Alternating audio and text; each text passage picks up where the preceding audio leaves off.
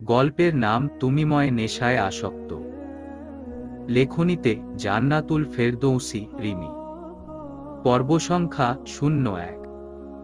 বিয়ের 2 দিনের মাথায় সদ্য বিবাহিত স্ত্রীর সামনে অয়ন তার প্রাক্তনের হাত ধরে তার অনামিকায় আংটি পরিয়ে দিয়ে এনগেজমেন্ট সেরে ফেলল। অয়নের প্রাক্তন খুশিতে রিমির সামনে অয়নকে জড়িয়ে ধরল। রিমি দেখতে পেল তার স্বামীর ঠোঁটের কোণে অদ্ভুত হাসি ঝুলে রয়েছে, হয়তো নিজের ভালোবাসার মানুষটিকে পেয়ে। রিমি ঠায় দাঁড়িয়ে দূর থেকে হাত ভাঁজ করে সবকিছু লক্ষ্য করছে। সমস্ত প্রেস মিডিয়া জড়ো হয়ে গিয়েছে ইতিমধ্যে। হওয়াটাই স্বাভাবিক। শহরের নাম করা বিজনেসম্যান রুহানা চৌধুরীর ছোট নাতি অয়ন চৌধুরীর এনগেজমেন্ট বলে কথা। রুহানা চৌধুরী অর্থাৎ চৌধুরী ফ্যাশন বর্তমানে বাংলাদেশের স্বনামধন্য একটি ফ্যাশন কোম্পানির মধ্যে অন্যতম। এই কোম্পানিকে রুহানা চৌধুরী নিজের পরিশ্রমে এতদূর নিয়ে এসেছে। রুহানা চৌধুরী হাসিমুখে অয়ন এবং অয়নের প্রাক্তন, মানে যে এখন বর্তমানে অয়নের হবু স্ত্রী, তাকে নিয়ে মিডিয়ার সাথে পরিচয় করিয়ে দিচ্ছে। 60 বছর বয়সে পা দিলেও সব দিক থেকে নিজেকে সবসময় ঠিক রাখেন রুহানা চৌধুরী। চুলগুলো খোপা করে সাদার মধ্যে গোল্ডেন কাতান শাড়িতে নিজেকে সজ্জিত করে রেখেছেন। কপালের লেপ্টে থাকা সামনের চুলগুলো কিছুটা পেকে গেলেও তা বেশ লক্ষ্য করা যায় না। অয়নের প্রাক্তন অর্থাৎ পায়েল রুজানা তো আজকে অনেক খুশি। অবশেষে সে তার ভালোবাসার মানুষকে পাচ্ছে।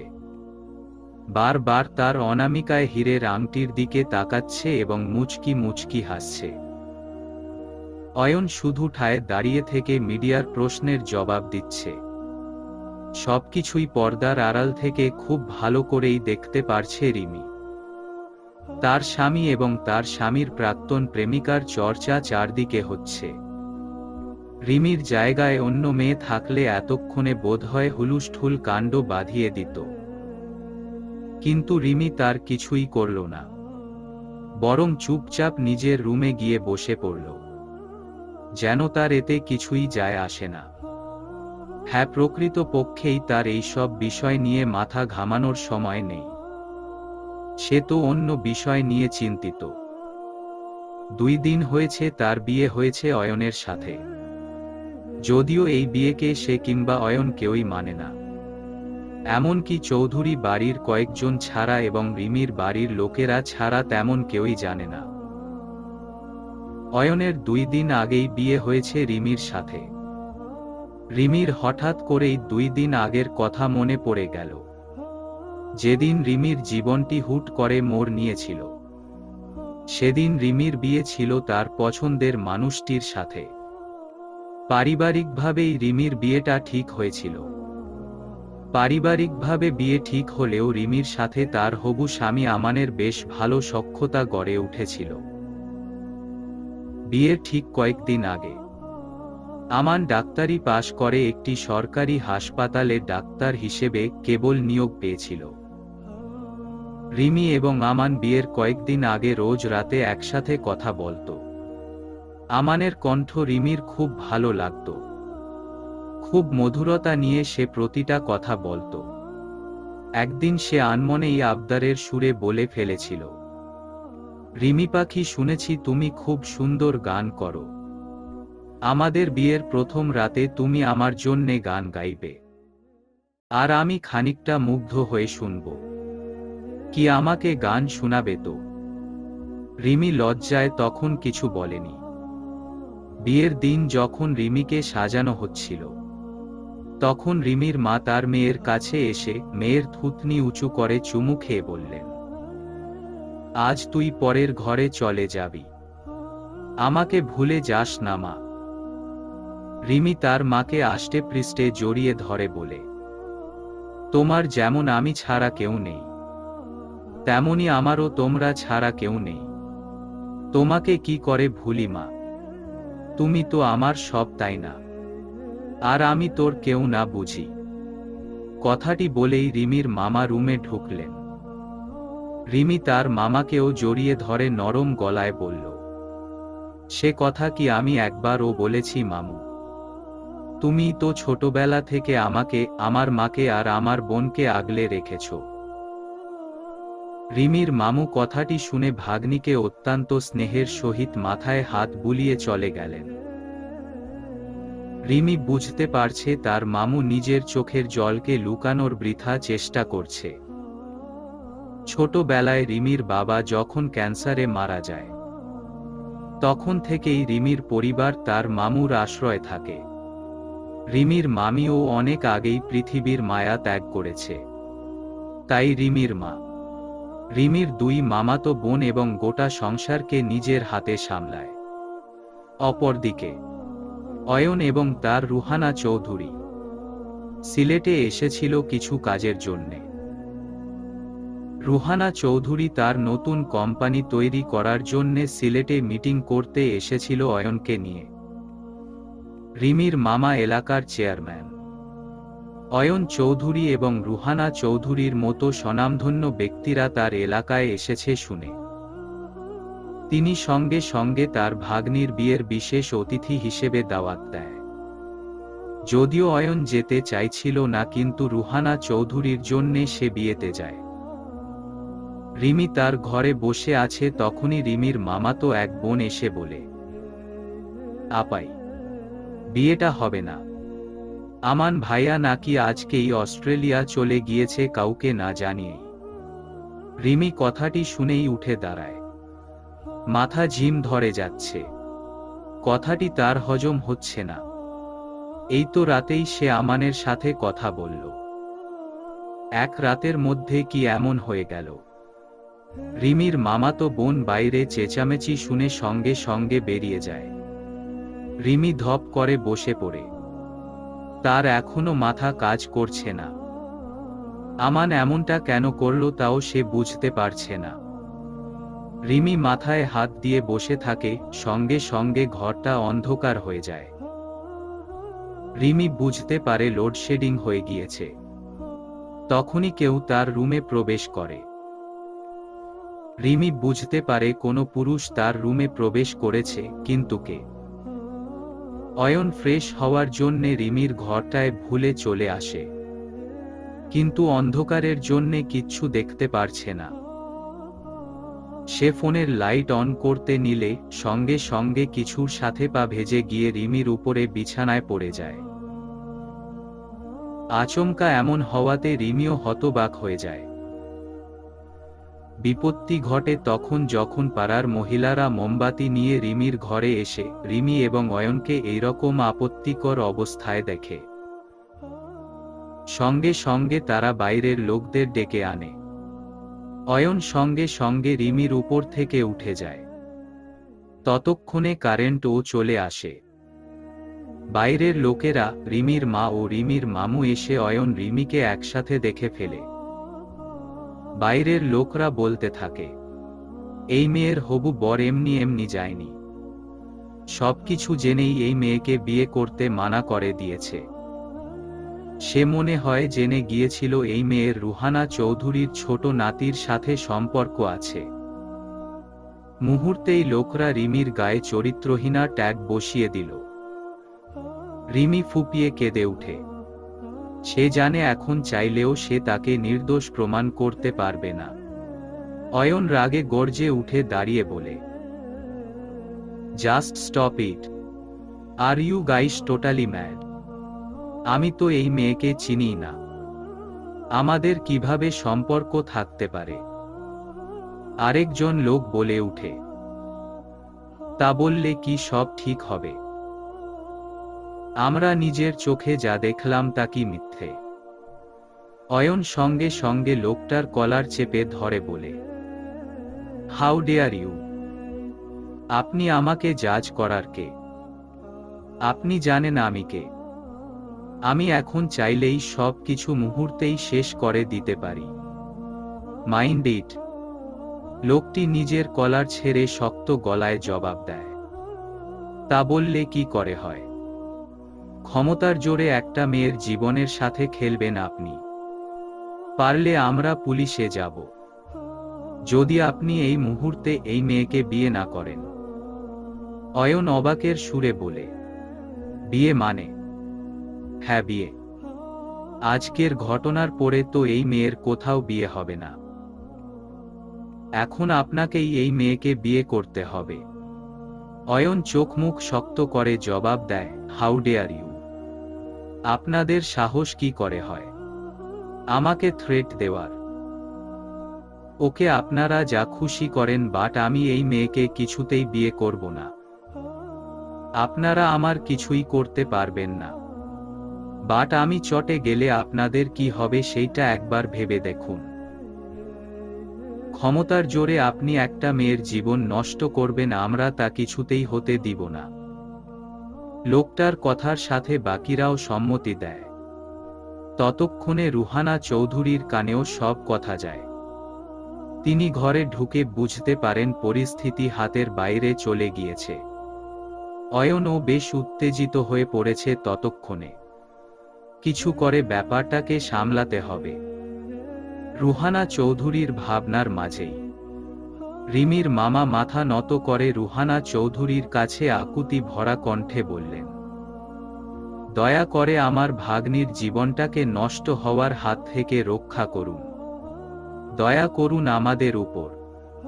রুহানা চৌধুরী কিছু একটা ভেবে ধীর গলায় বললেন, বিয়েটা হবে। অয়নের সাথেই আপনার ভাগ্নির বিয়েটা হবে।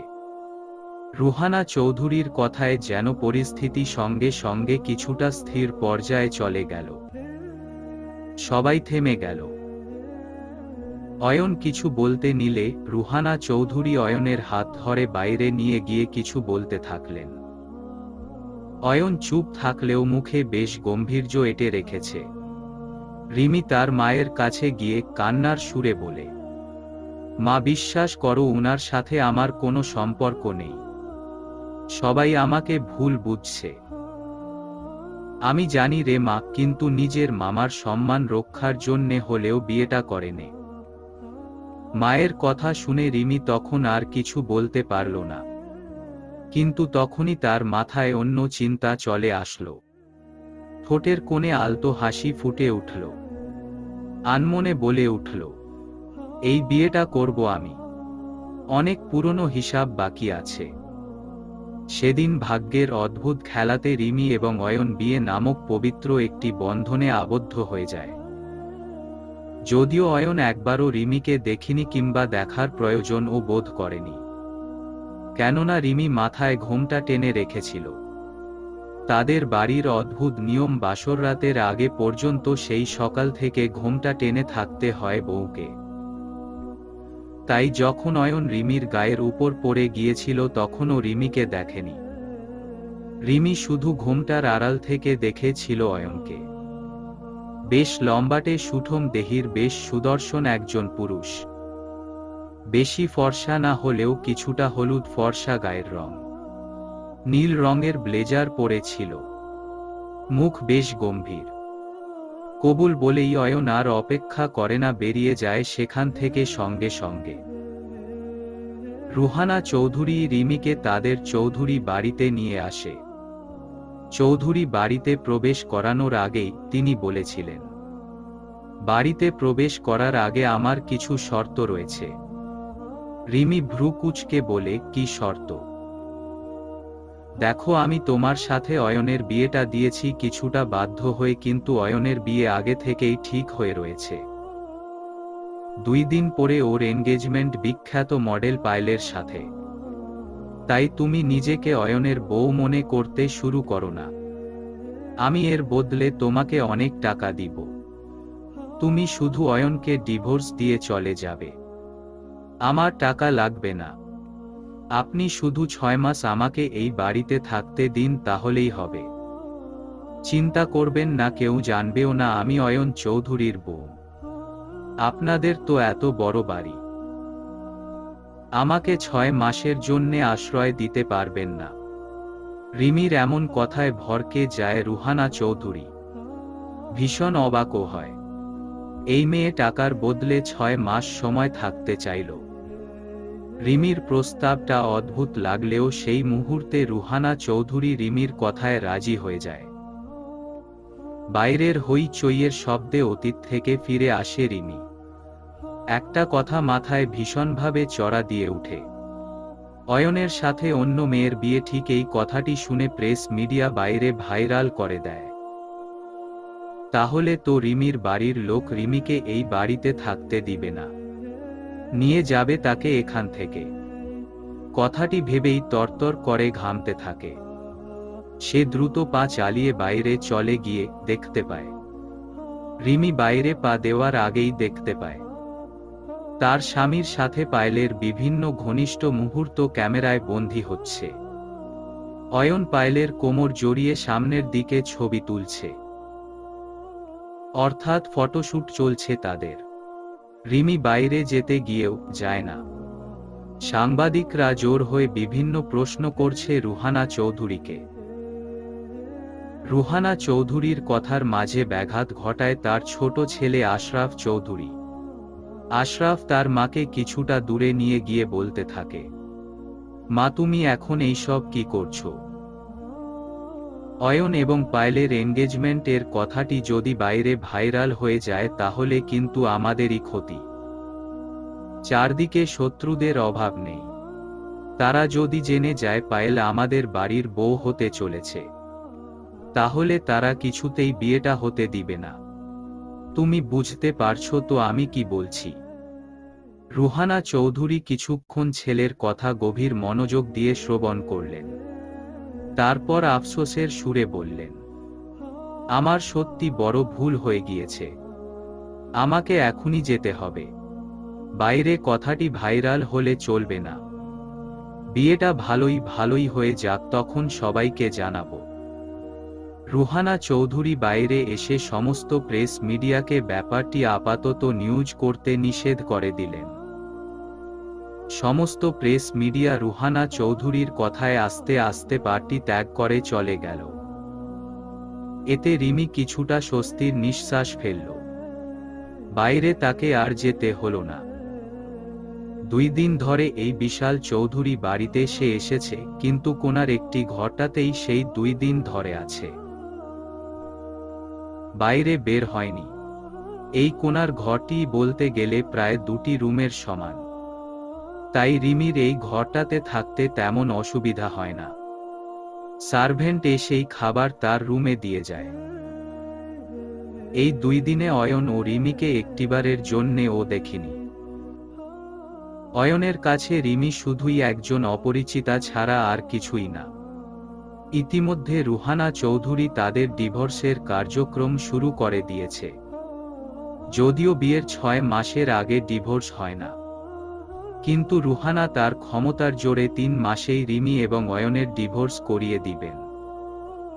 কিছুক্ষণের মাঝেই অনুষ্ঠানের সমাপ্তি ঘটল। গেস্টরা আস্তে আস্তে চলে গেল। গেস্টরা চলে যেতেই অয়ন পায়েলের থেকে নিজেকে ছাড়িয়ে নেয়। হঠাৎ এমনটা হওয়ায় পায়েল নিচে পড়তে গিয়েও নিজেকে সামলে নেয়। অয়ন নিজের পোশাক ঝাড়তে ঝাড়তে পায়েলের দিকে অগ্নিদৃষ্টি নিক্ষেপ করে বলে, এতক্ষণ ধরে শুধুমাত্র গ্র্যান্ডমার কথায় তোমার মতো নোংরা মেয়েকে আমি সহ্য করেছি, এন্ড বিয়েও করতে যাচ্ছি।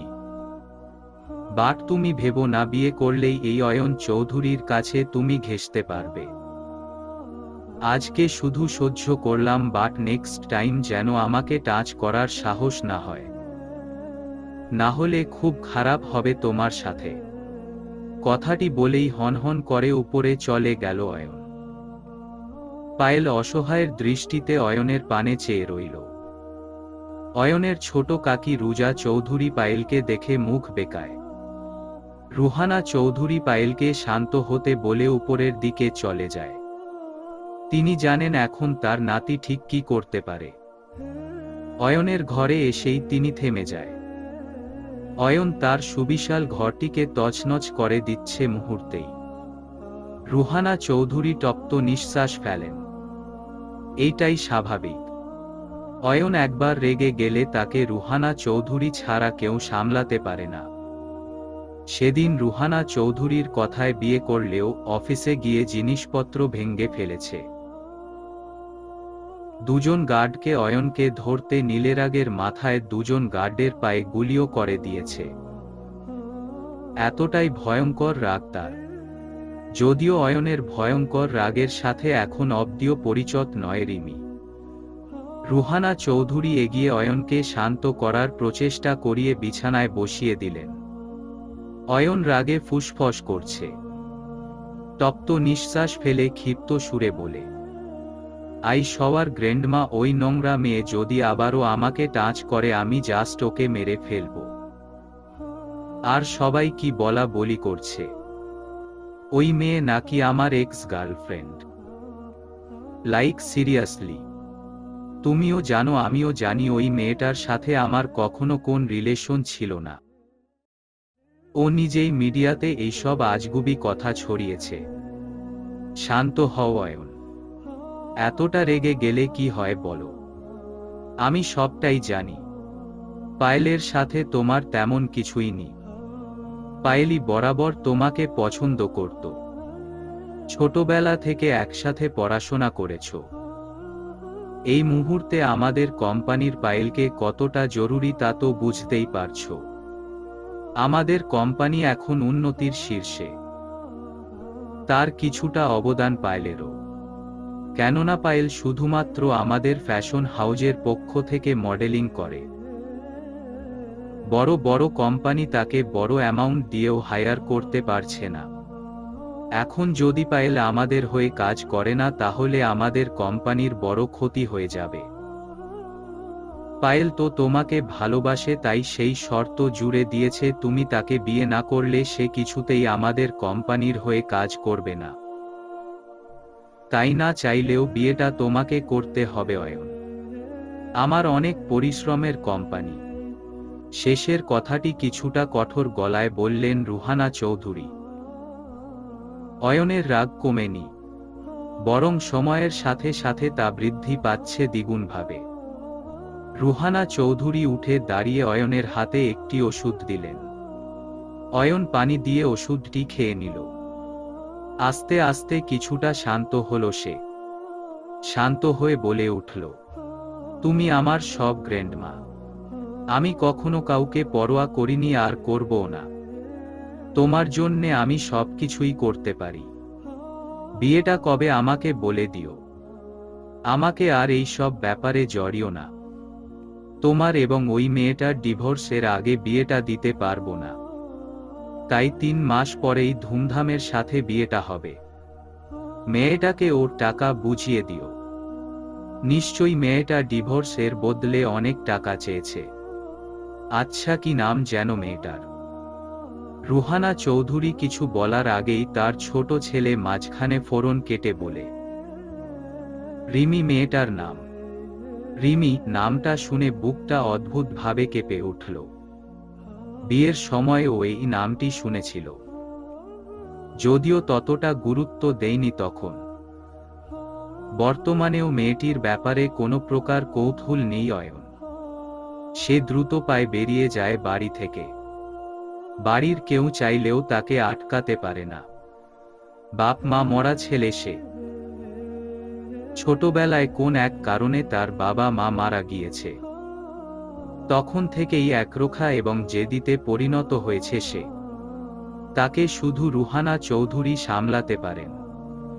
রিমি নিজের রুমের সেলফ থেকে বই বের করে পড়তে থাকে। এই বাড়িতে সে অন্য একটি উদ্দেশ্যে আসলেও সে ঢাকাতে পড়তেও এসেছে। ছোটবেলা থেকেই তার স্বপ্ন ডাক্তারি নিয়ে পড়বে। সে অনুযায়ী সে যথেষ্ট ভালো ফলাফলও করেছে এবং ঢাকার স্বনামধন্য একটি হসপিটালে সে চান্স পেয়েছে। পরশুদিন তার প্রথম ক্লাস।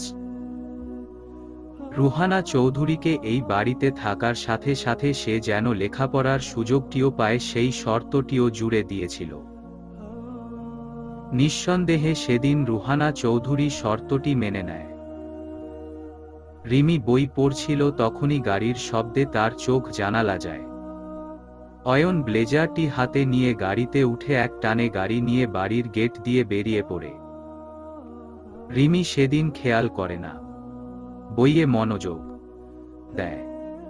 সকাল সকাল অয়ন বাগানে বক্সিং গ্লাভস পরে একের পর এক পাঞ্চ মেরে যাচ্ছে।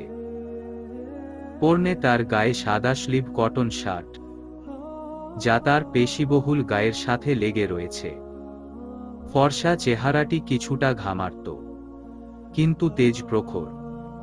যে কোনো রমণী এমন অবস্থায় দেখে নিশ্চিত নিজের মন দিয়ে বসবে অয়ন নামক যুবকের কাছে।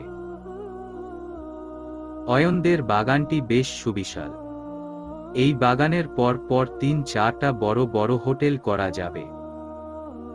বাগানের চারপাশে গার্ডসরা ছড়িয়ে ছিটিয়ে আছে। রিমি সবেমাত্র ঘুম থেকে উঠেছে। গায়ে ওড়না পেঁচিয়ে বারান্দায় এসে দাঁড়ায়। মুখে এখনো ঘুমের রেশ খাটেনি। বারান্দায় এসে তার মন উৎফুল্ল হয়ে যায়। গাছের নির্মল বাতাস তার হৃদয়টাকে নাড়িয়ে তুলছে। সে আখিজোড়া বন্ধ করে নেয়। অপরদিকে অয়ন তার প্র্যাকটিস করে খানিকক্ষণ বিরতি নিয়ে। একজন সার্ভেন্টের থেকে ফলের জুস নিয়ে তা পান করতে করতে এগোতে থাকে। হঠাৎ তার চোখ আকটে যায় সামনে বারান্দায় থাকা রমণীর দিকে। রমণী তার আখিজোড়া বন্ধ করে রেখেছে। চোখ বন্ধ রেখেও ঠোঁটের কোণে মিষ্টি হাসি ঝুলে রয়েছে। দেখেই মনে হচ্ছে সদ্য ঘুম থেকে উঠে এসেছে। চুলগুলো এলোমেলো, মুখে কি সুন্দর হাসি। অয়ন শুকনো ঢুক গিলল। বুকটা কেমন চিনচিন করছে। সে অপলক রমণীর দিকে তাকিয়ে থাকে, কিন্তু তাতে ব্যাঘাত ঘটিয়ে রমণী নিজের ঘরের দিকে চলে যায়। অয়ন যেন এক প্রকার ঘোরে চলে গিয়েছিল। সে ঘোর থেকে ফিরে আসে। প্রচণ্ড বিরক্ত হয় সে। মেয়েটার এত সাহস হলো কি করে অয়ন চৌধুরীর কাজে ব্যাঘাত ঘটায়, কিন্তু মেয়েটিকে, তাকে তো আগে দেখেনি সে। মনে একঝাঁক প্রশ্ন যুবকের। সে হাত নাড়িয়ে সার্ভেন্টকে ডেকে প্রশ্ন করে, মেয়েটিকে? কোন মেয়েটি স্যার? যে মেয়েটি বারান্দায় দাঁড়িয়ে ছিল। ওর নাম তো রিমি। 2 দিন আগে রুহানা ম্যাম এর সাথে এই বাসায় এসেছে। অয়ন স্থির হয়ে দাঁড়িয়ে পড়ে। এই নামটি সে আগেও শুনেছিল। হ্যাঁ, মেয়েটি তো তার স্ত্রী। হ্যাঁ, তার বর্তমানের স্ত্রী। অয়ন আনমনে বলে উঠে, রিমি রাইট। নামটা বেশ ছোট। কথাটি বলে থেমে যায় অয়ন। তৎক্ষণাৎ মুখে হাসি ফুটে উঠে তার। বিড়বিড় করে আওড়াতে থাকে, রিমি পড়ি। এইবার ঠিক আছে। আমি তোমাকে এই নামেই ডাকবো, শুনছো পড়ি। মাঝরাতে নিজের স্বামীকে দেখে ভরকে গেল রিমি। যার কয়েকদিন পর অন্য একটি মেয়ের সাথে বিয়ে, সে হঠাৎ এত রাতে তার ঘরে কি করছে? নানা প্রশ্ন রিমির মাথায় ঘুরপাক খাচ্ছে। সে এদিক ওদিক তাকাচ্ছে। বই নিয়ে পড়ছিল সে। কালকে তার প্রথম ক্লাস মেডিকেল কলেজে। বেশ উত্তেজিত আজ সে, কিছুটা খুশিও। অবশেষে সে তার লক্ষ্যের দিকে পা বাড়াতে চলেছে, কিন্তু দরজায় নিজের স্বামীকে দেখে বই রেখে সঙ্গে সঙ্গে উঠে দাঁড়ায়। অয়ন সাদা ব্লেজার গায়ে জড়িয়ে ঢুলু ঢুলু পায়ে রিমির দিকে এগিয়ে আসছে। রিমি বুঝতে পারছে অয়ন অতিরিক্ত মদ্যপান করে ফেলেছে, যার ফলে সে এত রাতে রিমির ঘরে এসেছে ভুলে। না হলে রিমি এই বাড়িতে এসেছে 3 দিন হলো, কই অয়ন তো একবার ও রিমিকে দেখার কিংবা রিমির খোঁজ খবর নেওয়ার প্রয়োজন বোধ করেনি। যদিও এতে রিমির কিছুই যায় আসে না। অয়ন ধীর পায়ে এগিয়ে আসতে দেখে রিমিও ভয় পিছাতে শুরু করে। যতই হোক সে তো একজন মেয়ে। রিমি পিছাতে পিছাতে দেয়ালে তার পিঠ ঠেকে যায়। অয়নও এক হাত দেয়ালে রেখে রিমিকে নিজের বন্দী করে ফেলে। রিমির ছটফট করতে করতে বলে উঠে, কি করছেন কি? শুনুন বলছি। এত রাতে আপনি আমার ঘরে কেন? কেউ দেখলে কি ভাববে? অয়ন নিরুত্তর। সে কোনো প্রকার জবাব দেয় না। সে আপনমনে তার সামনে থাকা রমণীকে দেখে যাচ্ছে। সকালে সার্ভেন্ট এর কাছ থেকে রিমির কথা শোনার পর রিমিকে এক পলক দেখার লোভ সামলাতে পারেনি সে। অয়ন খুব ভালো করেই দেখতে পায় তার সামনে থাকা রমণীর মুখশ্রীতে ভয় স্পষ্ট। কেউ ভয় পেলেও তাকে এতটা স্নিগ্ধ লাগে আজে জানত না অয়ন। ভীত চেহারায় রমণী এদিক সেদিকে তাকাচ্ছে। যুবক আরেকটু এগিয়ে নরম গলায় বলল, ভয় পেলে যদি তোমাকে এতটা স্নিগ্ধ লাগে, তবে আমি তোমাকে প্রতিদিন ভয় দেখাবো। রিমি আরেক দফা ভরকে যায় অয়নের কথায়। লোকটা বলছে কি? অয়ন রিমির কাছাকাছি এসে বলে, তুমি আমার ওয়াইফ, রাইট? কিছুদিনের জন্যে হলেও তুমি মিসেস অয়ন চৌধুরী। সেই কিছুদিনের অয়ন চৌধুরীকে দেখতে চলে এলাম এত রাতে। আমি কিন্তু ড্রিঙ্ক করে ভুলে চলে আসেনি। অয়ন চৌধুরী ড্রিঙ্কটাকে কন্ট্রোল করতে পারে। কোন নেশা তাকে নেশাগ্রস্ত করতে পারে না? রিমি কিছু বলে না, শুধু পিটপিট করে চেয়ে থাকে অয়নের পানে। অয়নের মতিগতি বুঝার প্রচেষ্টায় থাকে, কিন্তু সে ব্যর্থ। কিছুই বুঝতে পারল না সে। অয়ন এইবার ধীর গলায় বলে, পরীর থেকেও অধিক সুন্দর তুমি। আমি তোমায় রিমি পরী বলে ডাকব। অয়নের কথাটি শুনে চোখ বড় বড় হয়ে যায় রিমির। অয়ন বলছেটা কি? সে কঠোর গলায় বলে, আমি কি পরী নাকি তাদের মতো উড়তে পারি? আমাকে কেন রিমি পরী বলে ডাকবেন? অয়ন বিরক্ত হয়। প্রচণ্ড রকমের বিরক্তিতে তার মুখশ্রী লাল টগবগ করে। সে হঠাৎই রিমির গাল চেপে ধরে বলে, আমার মুখের উপর একটা কথা বলবে না তুমি? আমি তোমার থেকে পারমিশন চাইনি, জাস্ট বলে দিলাম। অতিরিক্ত কোন কথা বলবে না। মুখের উপর কথা বলা আমার পছন্দ নয়। Mind it. কথাটি বলেই অয়ন রিমিকে ছেড়ে দেয়। দূরে সরে গিয়ে গটগট করে বেরিয়ে যায় ঘর থেকে। রিমি গালে হাত দিয়ে আয়নার সামনে দাঁড়িয়ে দেখে গালে আঙ্গুলের ছাপ পড়ে গিয়েছে। লোকটা কি পাগল নাকি অন্য কিছু? এইভাবে তার উপর হুকুম জারি করল। এত সাহস হলো কি করে লোকটার? রিমির প্রচণ্ড রাগ হলেও সে তা কিছুক্ষণের জন্যে দমিয়ে রাখে। লোকটা আবারও অসভ্যতামি করলে পরের বার ছাড় দিবে না সে। রুহানা চৌধুরী নিজের ছেলের সাথে বসে কফি খাচ্ছেন এবং অফিসের ব্যাপারে কথা বলছেন। পায়েলও তাদের সাথে রয়েছে। রিমি কাঁধে ব্যাগ ঝুলিয়ে এবং ডক্টরের এপ্রন হাতে নিয়ে সিঁড়ি দিয়ে নামছে। রিমিকে দেখে পায়েলের ভীষণ রাগ হয়। মেয়েটাকে একদম দেখতে পারে না সে।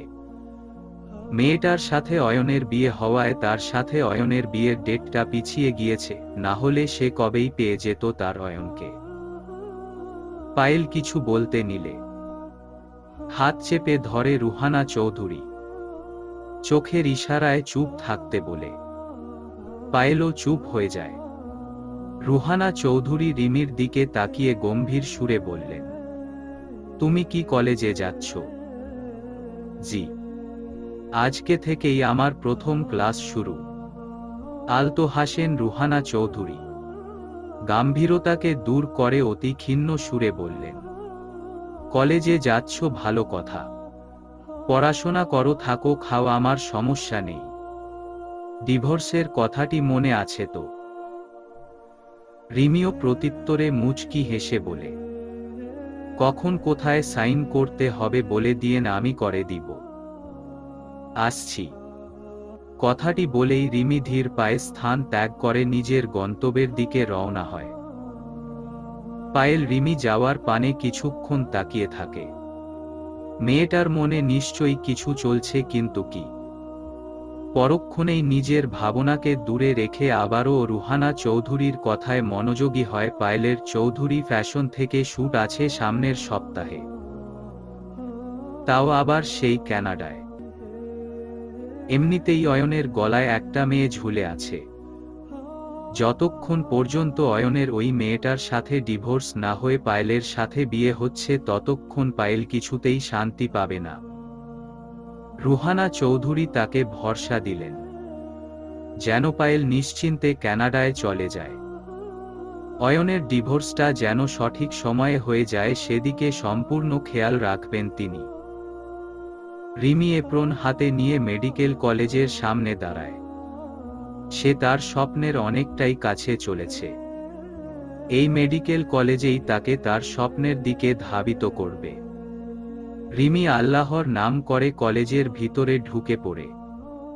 ঢুকেই তার সর্বপ্রথম চোখ যায় তার বেস্ট ফ্রেন্ড জয়িতার দিকে। জয়িতা রিমিকে দেখেই জড়িয়ে ধরে। রিমিও জয়িতাকে পরম আনন্দের সাথে জড়িয়ে ধরে। কতদিন পর দুই বান্ধবীর দেখা। জয়িতা হাসিমুখে বলে, তুই একা যে? জিজু কোথায়? সেদিন তো তোর বিয়েতে অসুস্থার জন্যে থাকতে পারেনি। শুনলাম তোর বর নাকি এক্সচেঞ্জ হয়ে গেছে, মানে অন্য কারো সাথে হয়েছে। যতটুকু শুনেছি সে ঢাকাতেই থাকে। তোদের মধ্যে সব ঠিক তো? মানে সেই জিজু তোকে মেনে নিয়েছে তো? একসাথে এত প্রশ্ন করাই কিছুটা বিরক্ত হয় রিমি। জয়িতাকে দেখে বেশ আগ্রহী মনে হচ্ছে। হওয়াটাই স্বাভাবিক, নিজের বেস্ট ফ্রেন্ডের বিষয় বলে কথা। রিমি জয়িতাকে শান্ত করে বলে, একটু শান্ত হও, সব বলবো আমি তোকে। এখন আপাতত ক্লাসে চল। ফার্স্ট ক্লাস লেট হওয়াটা ঠিক না। জয়িতা সায় দিলেও তার বকবক কমে না। সে আপনমনে বলতে থাকে, এইবারের বিষয়টি হচ্ছে তাদের প্রফেসরকে নিয়ে। জানিস রিমু, আমাদের প্রফেসর মানে এই মেডিকেলের মালিক, the great heart surgeon ARC. আজ আমাদের ক্লাস নিবে। তুই ভাবতে পারছিস? উনি তো মিডিয়ার সামনে আসেই না। উনাকে নিয়ে যা লেখালেখি হয় সব কাগজেই। কেমন একটা রহস্যময়ী হয়ে থাকেন সব সময়। উনার ক্লাস আজ পর্যন্ত যারা যারা করেছে সবাই উনার টিচিং স্কিলে মুগ্ধ। শুধু তাই, মেয়েরা তো বলতে গেলে উনাকে চোখ দিয়ে গিলে খায়। আমিও আজকে উনাকে দেখতে পাবো।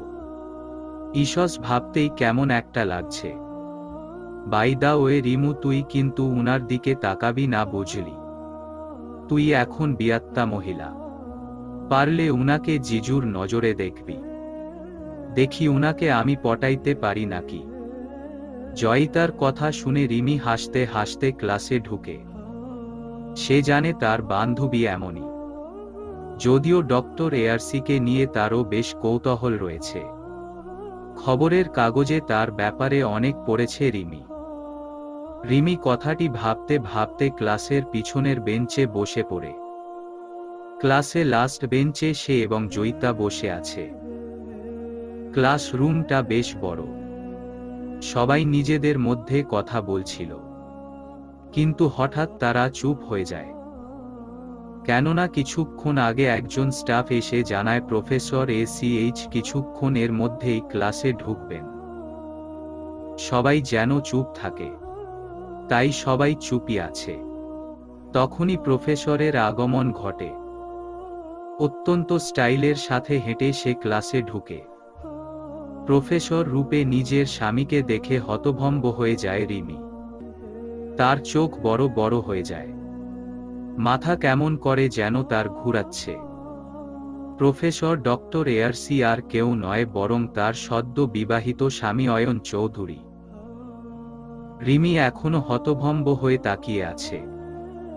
অয়নকে দেখে সবাই একসাথে উঠে দাঁড়িয়ে সম্মান জানালো। রিমি এখনো ঠায় বসে আছে, যেন সে পৃথিবীর অষ্টম আশ্চর্য কিছু দেখছে। হ্যাঁ, অয়নকে সে চীনে শহরের নামকরা বিজনেস ওম্যান রুহানা চৌধুরীর ছোট নাতি হিসেবে। কিন্তু যাকে নিয়ে সে এত খবরের কাগজ পড়েছে, যার ক্লাস পাওয়ার জন্যে সে কত কাঠপড় পুড়িয়ে এই মেডিকেলে ভর্তি হয়েছে, সে অয়ন নিজেই। নিজের কাছে নিজেকেই কেমন বোকা লাগছে রিমির। সে আদৌ ঠিক দেখছে নাকি অতিরিক্ত উত্তেজনায় তার চোখে সমস্যা দেখা দিচ্ছে।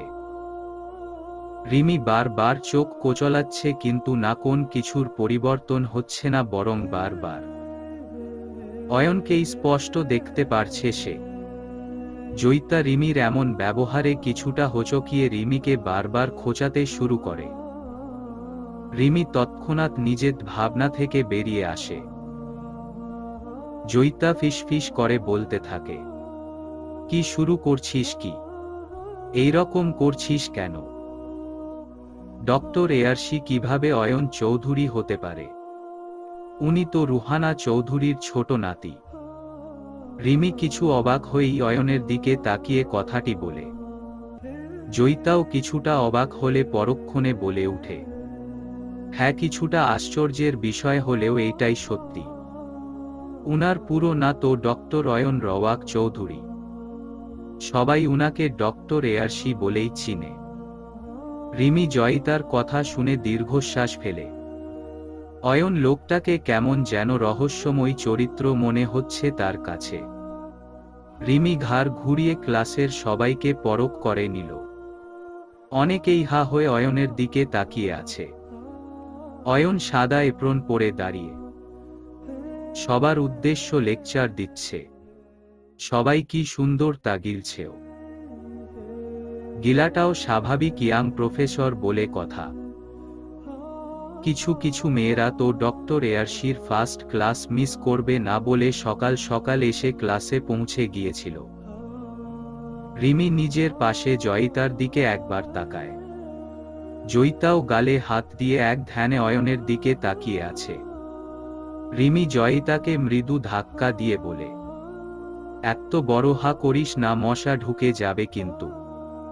জয়িতা বিরক্ত হল, যাকে বলে চরম বিরক্ত। তবুও রিমির কথায় উত্তর দিল। নাক মুখে খিচে অয়নকে দেখতে লাগল। হঠাৎই অয়ন গম্ভীর সুরে বলল, মিস রিমি। অয়নের মুখে নিজের নাম শুনে সঙ্গে সঙ্গে উঠে দাঁড়াল রিমি। অয়ন গম্ভীর মুখেই প্রথম বেঞ্চটাকে ইশারা করে বলল, কাম ফাস্ট। রিমি গুটি গুটি পায়ে কথা না বাড়িয়ে সামনের দিকে এসে বসল। অয়ন আরেকটি অদ্ভুত কাণ্ড ঘটিয়ে বসল। রিমিকে সামনের বেঞ্চে বসিয়ে বাকিদের কিছুটা দূরে যেতে বলল। সবাই রিমির থেকে কিছুটা দূরত্ব নিয়ে বসল। সামনে বেঞ্চে রিমি ব্যতীত কেউ নেই। রিমি অবাক হয়ে বলে, আমাকে সামনে বসালেন কেন? অয়ন বাঁকা হেসে বলে, যেন আপনাকে খানিকক্ষণ মন ভরে দেখতে পারি। অয়নের কথাতে পুরো ক্লাস বড় বড় চোখ দিয়ে রিমির দিকে তাকাল। রিমিও খানিকটা অস্বস্তিতে নিচু হয়ে রইল। লোকটা বলছেটা কি?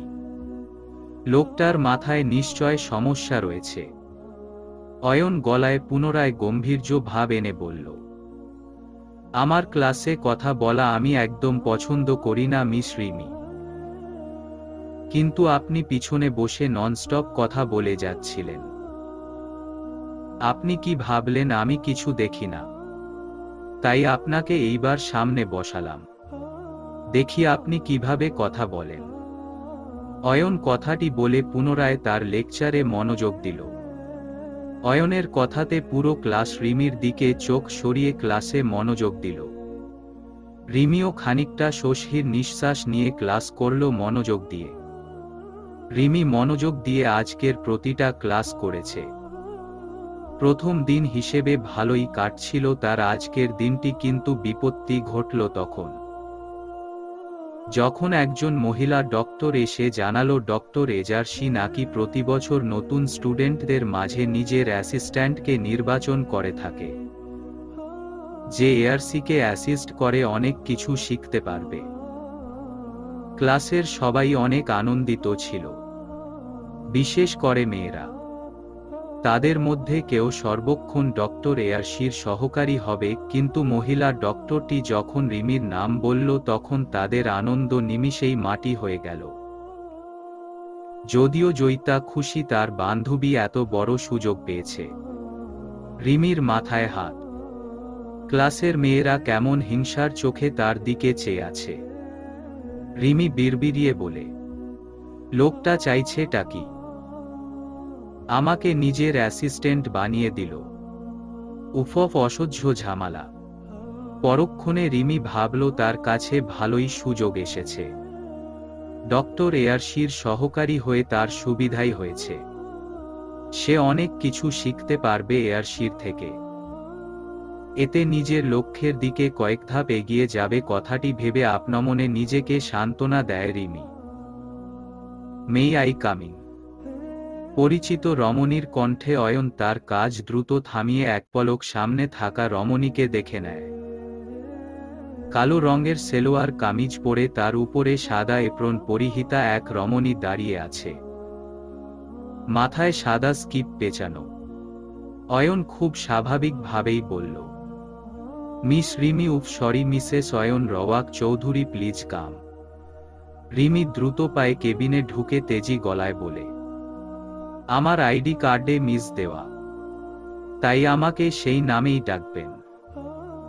অয়ন উঠে দাঁড়িয়ে রিমির চারপাশে ঘুরতে ঘুরতে কপালের ভাঁজে আঙ্গুল রেখে ঠান্ডা গলায় বলল, আমি আগেও বলেছি রিমি পরি, একদম আমার মুখের উপর কথা বলবে না। তোমার আইডি কার্ডের কথা তো। ওকে আমি ভালো করে ঠিক করিয়ে দিচ্ছি। অয়ন কথাটি বলেই রিমির গলা থেকে আইডি কার্ডটা জোর করে টেনে নিয়ে নিজের হাতে নিয়ে নিল। রিমি হতভম্ব দৃষ্টিতে অয়নের দিকে তাকায়। অয়ন হাত ছেড়ে কাউকে ডাকে। একজন কোট পরা লোক সঙ্গে সঙ্গে উপস্থিত হয়। অয়ন লোকটার দিকে কার্ডটা এগিয়ে দিয়ে বলে, কালকের মধ্যে এই স্টুডেন্ট এর কার্ডটা ঠিকঠাক করে দিবেন। নামে একটু ভুল আছে। কি নাম হবে স্যার? অয়ন ঘাড় কাত করে রিমির দিকে বাঁকা হেসে বলে, মিসেস রিমি অয়ন রওয়াক চৌধুরী। লোকটাও বেশ বিস্মিত হয়ে অয়নের পানে তাকিয়ে আছে। অয়ন মেয়েটাকে নিজের স্ত্রীর পরিচয় দিচ্ছে, এইটা ভেবে লোকটার কেমন সব অদ্ভুত লাগছে। অয়ন যে বিবাহিত তা তো সে জানত না। তাহলে লোকটাকে দাঁড়াতে দেখে অয়ন সঙ্গে সঙ্গে ধমকে বলে, কি হলো? এইভাবে দাঁড়িয়ে আছেন কেন? গো ফাস্ট এন্ড কাজটা যেন টাইমের মধ্যে হয়ে যায়। লোকটা জি আচ্ছা স্যার বলে তৎক্ষণাৎ বেরিয়ে যায়। অয়ন রিমির দিকে তাকিয়ে আলতো হেসে বলে, রিমি পরি, get ready for your new day. কালকে থেকে তুমি এয়ারসিকে অ্যাসিস্ট করবে। ঠিক টাইমে চলে আসবে। আমি কিন্তু লেট একদম পছন্দ করি না। অয়ন কথাটি বলে এপ্রন হাতে নিয়ে নিজের কপালে লেপ্টে থাকা চুলগুলো ঝাড়তে ঝাড়তে বেরিয়ে যায়। দুইটা বড় বড় ওটি আছে আজ তার। রিমি এখনো বিস্মিত হয়ে দাঁড়িয়ে আছে। কয়েকদিন পর তো তার সাথে অয়নের ডিভোর্স, আর অয়ন এখন কেন তার নামের পাশে নিজের নাম বসাতে চাইছে? অয়নের মাথায় চলছেটা কি? রিমির এখন আফসোস হচ্ছে সে কেন আটকালো না। আচ্ছা, কোনোভাবে কি সে অয়নকে ভয় পাচ্ছে? জানুয়ারির শুরু কেবল। কুয়াশায় যেন রাতের শহরটি আবৃত হয়ে পড়েছে। এই সময় বাইরে বেরানো বড্ড মুশকিল। তবুও এই শীতে রিমি একটা পাতলা চাদর জড়িয়ে ছাদে চলে এলো। অয়নদের ছাদটাও বেশ বড়, একদম বাগানের ন্যায় বড়। আরামসে এখানে ক্রিকেট কিংবা ফুটবল খেলা যাবে। ছাদটি বেশ সুন্দর সুন্দর ফুল দিয়ে সাজানো, যে কেউ দেখে বলবে ছোট্ট ফুলের গ্রাম। রিমি এক সাইডে গিয়ে একটি ডিভানে বসে থাকে। পা দিয়ে ডিভানের পানি নাড়তে থাকে। আলাদাই আনন্দ পাচ্ছে যেন এতে সে। ঠোঁটের কোণে মুচকি হাসি ফুটে উঠে তার। রিমি হয়তো জানে না দূর থেকে কালো মণির অধিকারী একজোড়া চোখ তার দিকেই সীমাবদ্ধ। অয়ন বারান্দায় ডিভানে বসে মাথায় হাত রেখে ছিল, হঠাৎ তার চোখ যায় সামনে থাকা চন্দ্র বিলাসিনীর দিকে। সে আর কেউ নয়, তার রিমি পরী। চাঁদের স্নিগ্ধ আলো রিমির মুখে এসে পড়ছে। বড্ড মায়াবী লাগছে রিমিকে। অয়ন হাত ভাঁজ করে আনমনে বলে উঠে, রিমি পরী, তোমার মায়াবী মুখশ্রী আমাকে বারবার তোমার প্রতি মুগ্ধ হতে বাধ্য করে। এতটাই মায়াবী তুমি। কথাটি বলে অয়ন চোখ মুখ শক্ত হয় মুহূর্তেই। বিড়বিড় করে বলতে থাকে, কিন্তু সেই মুগ্ধ হওয়ার অধিকারটাও শুধুমাত্র আমার। রিমি আপনা মনে কিছু একটা ভাবছিল, তখনই তার কানে গুলির শব্দ ভেসে আসে। গুলির শব্দে রিমি উঠে দাঁড়িয়ে দেখে অয়ন রক্তচক্ষু নিয়ে তার দিকে তাকিয়ে আছে। হাতে তার বন্দুক। রিমি আঁতকে উঠে, কেননা অয়নকে এই সময় তার কাছে ভয়ঙ্কর লাগছে। অয়ন রাগে ফুসফুস করছে, তার শব্দ রিমির কানে এসেছে। রিমি ঘাড় ঘুরিয়ে দেখে একজন গার্ড হাতে হাত দিয়ে ব্যথায় কাতরাচ্ছে। রক্ত গড়িয়ে পড়ছে। এই গার্ডটাকে রিমি আগেও খেয়াল করেছিল, প্রায় কুদৃষ্টিতে রিমির দিকে তাকিয়ে থাকত। রিমি ভেবেছিল লোকটা আচ্ছামতো কাল কথা শুনিয়ে দিবে, কিন্তু লোকটার করুণ অবস্থা দেখে বেশ ভয় পেয়ে যায় রিমি। রিমি ভয়ে ভয়ে অয়নের দিকে তাকায়। অয়ন এখনো ভয়ানক দৃষ্টিতে তার দিকেই তাকিয়ে আছে।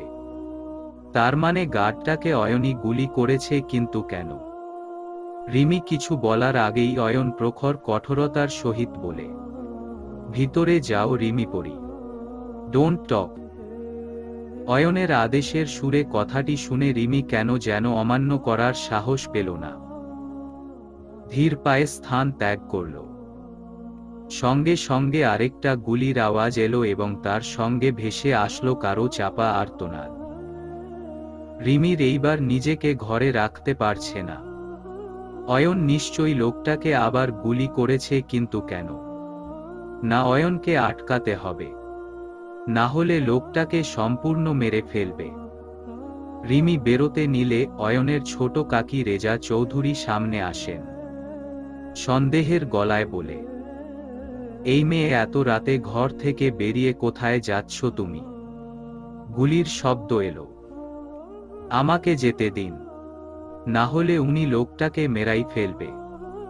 রেজা চৌধুরী এইবার খানিকটা মুখ বেঁকিয়েই বললেন, যত্ত সব ঢং। বলি মেয়ে, এইসব কিছু নতুন কিছু না। অয়নের মাথায় একবার রক্ত চড়ে গেলে যা খুশি তাই করে। পাগল হিংস্র বাঘ একবার রেগে গেলে কি হয় জানো? একবার থাবা মারলে আর বেঁচে থাকার উপায় থাকে না। অয়ন হচ্ছে সেই পাগল হিংস্র বাঘ। এখন ওর ধারে কাছে যাওয়া মানে নিজ ইচ্ছেও বাঘের গর্তে ঢোকা। তাই বলছি, নিজের ঘরে যাও তো মেয়ে। রেজা চৌধুরী কথাটি বলে নিজের ঘরের উদ্দেশ্যে রওনা হয়। রিমি দমে যায় না। অয়ন এইবার একটু বেশি বাড়াবাড়ি করছে। তার কৈফিয়ত অয়নকে দিতেই হবে, কেন সে এমন করছে। অয়ন বন্দুক তাক করে গার্ডের চোখ বরাবর আরেকটি গুলিয়ে করে। গার্ডটি মাটিতে লুটিয়ে পড়ে রক্তাক্ত হয়ে পড়েছে এক প্রকার। অয়ন অন্য গার্ডদের দিকে তাকিয়ে গর্জে উঠে বলে, এই নর্দমার কীটকে এখনই বাইরে ছুঁড়ে ফেলে আয়। চোখ একেবারে অন্ধ করে দিবি। যেন কারো দিকে চোখ তুলে তাকানোর আগে ওর হৃদয় কেঁপে উঠে। গার্ডরা সঙ্গে সঙ্গে সেই রক্তাক্ত গার্ডকে নিয়ে চলে যায়। অয়ন এখনো রাগে ফুঁসছে। সামনে যা পাচ্ছে তাই ছুঁড়ে ফেলছে। তার ইচ্ছে করছে নিজ হাতে ওই গার্ডের চোখটাকে উপড়ে ফেলে দিতে। কেমন বাজে দৃষ্টিতে তার রিমি পরীর দিকে তাকিয়েছিল। অয়ন চুল খামচে বিছানায় বসে থাকে কিছুক্ষণ।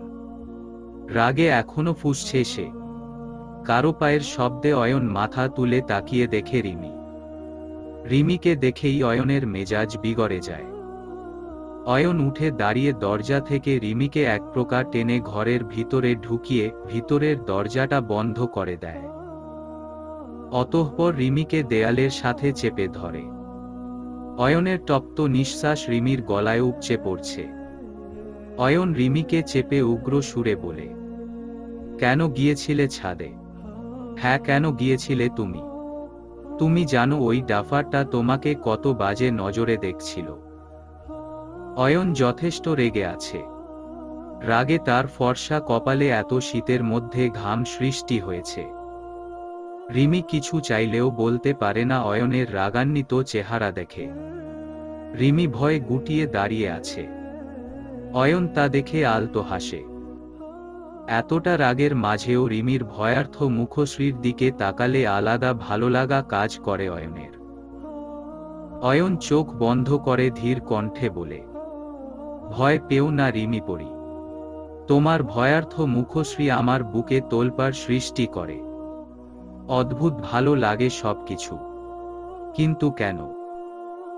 রিমি ধীর পায়ে রুমে ঢুকে সঙ্গে সঙ্গে দরজা বন্ধ করে জোরে জোর নিঃশ্বাস নিতে থাকে। অয়নের ঘরে ঢুকেছিল কয়েকটি কড়া কথা শুনিয়ে দেওয়ার জন্যে। কিন্তু অয়নের ধীর কণ্ঠে কথাটি শুনে এক মুহূর্তের জন্যে ঘরে চলে গিয়েছিল রিমি। কেমন আগোছালো লাগছিল নিজেকে। অয়নকে যেই কথাটি বলতে চেয়েছিল তা বলতে গিয়েও বলতে পারল না সে। কোন একটা জোরতা কাজ করছিল তার ভিতর। অয়নের চাহনিতে অন্যরকম কিছু ছিল।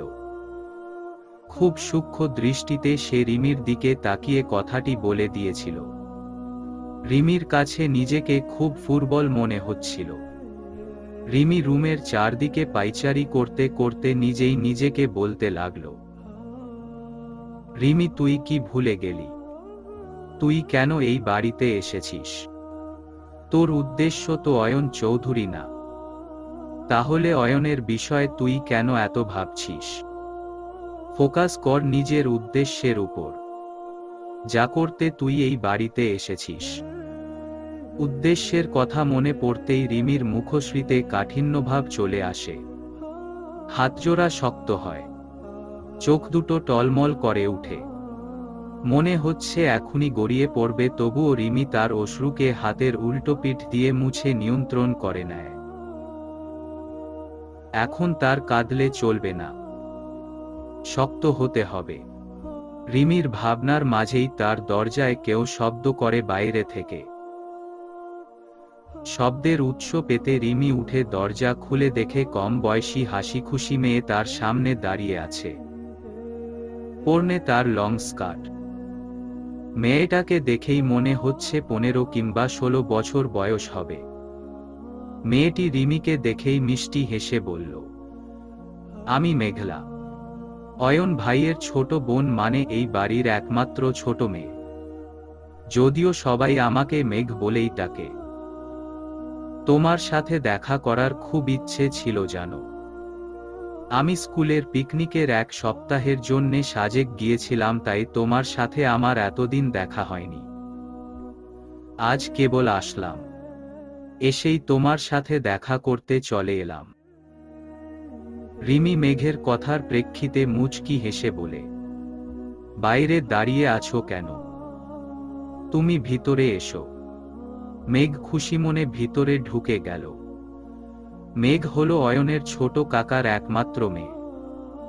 রুহানা চৌধুরীর একমাত্র ছোট নাতি। সবে টেনে উঠেছে। বেশ মিশুকে স্বভাবের। রিমির সাথে প্রথম আলাপেই বেশ ভাব জমে গিয়েছে তার। সে তো মুখ ফুসকে বলেই উঠেছিল, জানো রিমিপু, তুমি না ভাইয়ার জন্যে বেস্ট চয়েস। তুমি ভাইয়াকে ডিভোর্স দিও না। পায়েল আপু আমার ভাইয়াকে কখনো সুখী রাখতে পারবে না। মেঘের কথা শুনে রিমি এক পলক মেঘের দিকে তাকিয়ে কথাটি ঘুরানোর চেষ্টা করে বলে, দূর বোক, কিসব যে বলো না। অয়ন চৌধুরীর বউ হওয়ার জন্যে আমি আসেনি। আমি তো কয়েকদিনের অতিথি মাত্র। তাছাড়া পায়েল আপু উনাকে ভালোবাসে। আমাকে বলেছ, কিন্তু বাড়িতে কাউকে বলো না কিন্তু। রিমির কথায় মেঘ মুখটা ঘোমরা করে মাথা নাড়িয়ে সম্মতি জানায়। ডাইনিং টেবিলে রুহানা চৌধুরী এবং তার ছোট ছেলে আশরাফ চৌধুরী ব্রেকফাস্ট করছে। রুজা চৌধুরী দাঁড়িয়ে সার্ভেন্টদের দিয়ে ব্রেকফাস্ট পরিবেশন করাচ্ছে। তখনই সেখানে ফারহানের আগমন ঘটে। ফারহান চৌধুরী অয়নের বড় ভাই, সবসময় পরিবার থেকে দূরত্ব বজিয়ে রেখে থাকে। চৌধুরী কোম্পানিতেও সে কোনো প্রকার যুক্ত থাকে না। আলাদা একটা কোম্পানিতে বেশ বড় পদে সে চাকরি করে। ফোনে কারো সাথে কথা বলতে বলতে সে বেড়াচ্ছিল, তখনই রুহানা চৌধুরী তাকে উদ্দেশ্য করে বলেন, ফারহান, তুমি নাকি আজ নিজের ঘরে ব্রেকফাস্ট করনি? না খেয়ে একদম অফিসে যাবে না তুমি? কাম মাই বয়, টেক ইউর সিট। রুহানা চৌধুরীর কথায় তাচ্ছিল্যের হাসি ফুটে উঠে তার।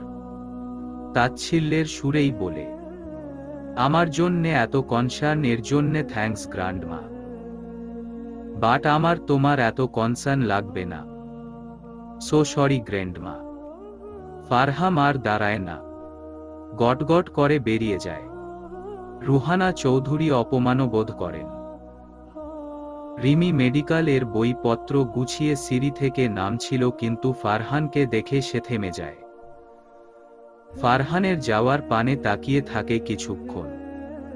সেই দৃষ্টিতে ছিল একরাশ ঘৃণা, কিন্তু কেন? মেঘ রিমির পাশে দাঁড়িয়ে একরাশ দুঃখ নিয়ে বলে, আমাদের বাড়িতে সবাই কি অদ্ভুত, তাই না? সবাই কতটা দূরে সরে যাচ্ছে একে অপরের থেকে। আমার ভাই থাকতেও নেই। অয়ন ভাইয়া তো ছোট থেকেই গ্র্যান্ডমা ছাড়া কারো সাথে কথা বলতো না। ফারহান ভাইয়াই আমাকে আগলে রাখত সবসময়। কিন্তু এমন একটা অ্যাক্সিডেন্ট ভাইয়ের জীবনে ঘটল যে ফারহান ভাইয়া সম্পূর্ণ বদলে গেল। কেমন একটা গুটিয়ে নিল নিজেকে। রিমি এইবার মেঘের দিকে প্রশ্ন ছুড়ে বলে, কিরকম অ্যাক্সিডেন্ট? চলবে।